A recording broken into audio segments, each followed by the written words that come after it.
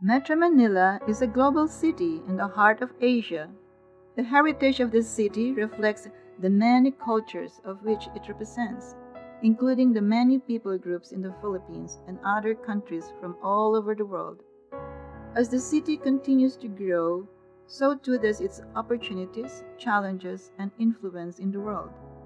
Despite continued economic inequality and other issues related to globalization and urbanization, it is the city's continued political will and spiritual renewal found throughout the culture that seems to be what offers the city and the world hope, life, and joy in the years ahead.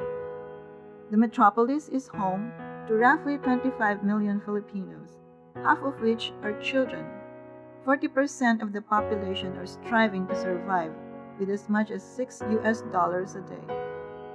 God in His grace has raised a movement using the young children and the poor as His agents in spreading the gospel to transform lives throughout the city.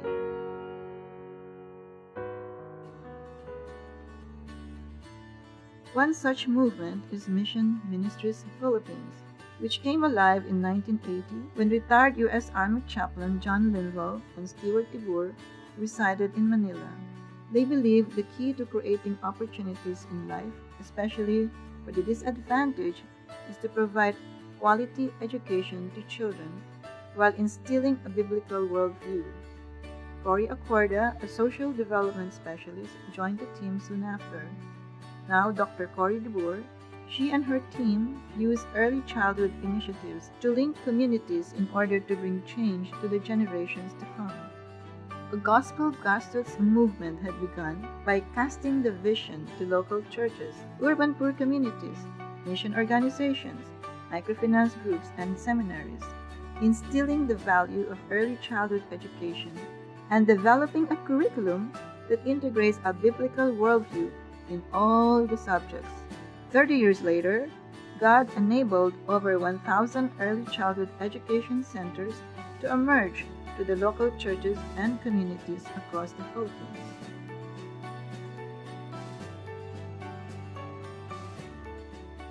We use the early childhood education as a catalyst for gospel movement. Due to extreme poverty in our country, we had about 8 million young children with no opportunity for education in the early 80s. The first 6 years of a child's life is very crucial.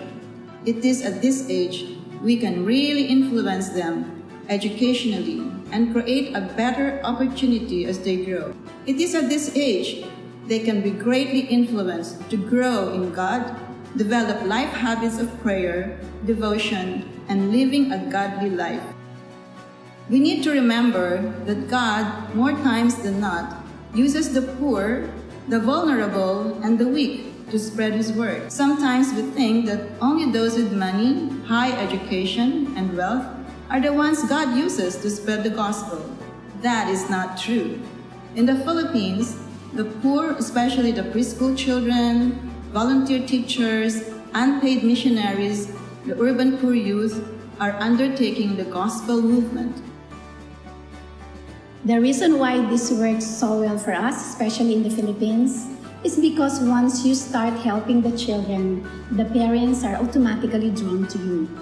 And since we work through local church in each community, the church then becomes a friendly place. This opened the door for evangelism, ongoing spiritual care, through active church membership, Bible studies, and other related church-focused activities. The early childhood program becomes a platform in which the local church can have their own holistic gospel movement in their community. In the next 5 to 10 years, we would like to see our ECE ministries linked to global networks and opportunities.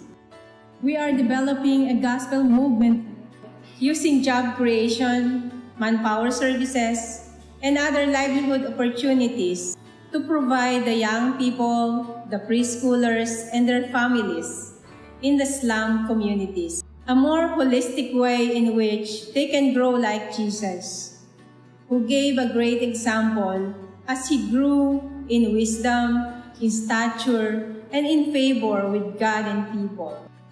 In the next 5 to 10 years, We would like to see our leaders minister among the poor in the third world countries such as Indonesia, one of the largest Muslim countries in the world.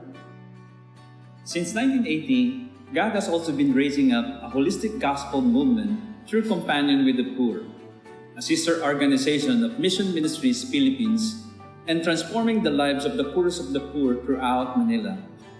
Through the visionary and proactive leadership of Dr. Rainier Chu, a land rights lawyer, a new generation of incarnational followers of Jesus are catalyzing a gospel movement among the poorest of the poor through church planting, forming a Christian community, integrating effective practices.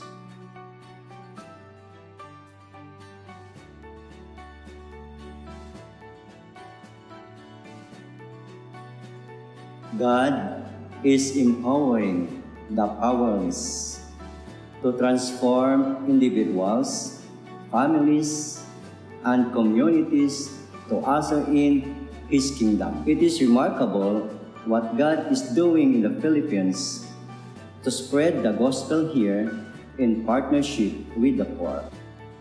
I have found God's voice among the poor to be a refreshing rebuke of the top-down spirituality that favors the rich and burdens the poor.